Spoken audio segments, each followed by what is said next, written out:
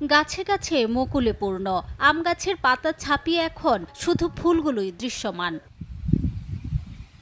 দেশের বাজারে সর্বপ্রথমে আম নামে সাতক্ষীরায়। এবছর শীতের তীব্রতা কম থাকায় সময়ের আগেই মুকুল এসেছে। বর্তমানে গাছের পরিচর্যায় ব্যস্ত সময় কাটাচ্ছেন বাগানের শ্রমিকরা।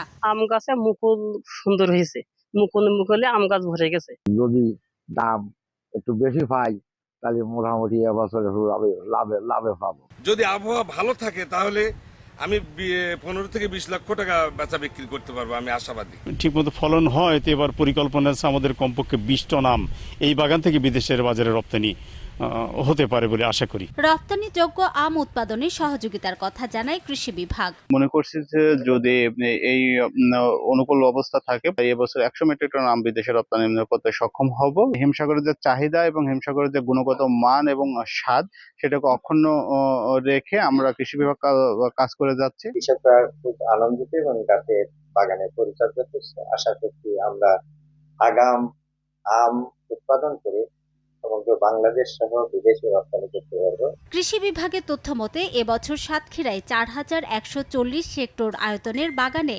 উৎপাদন লক্ষ্যমাত্রা ধরা হয়েছে 70,900 মেট্রিক টন আম। সময় সংবাদ, সাতক্ষীরা।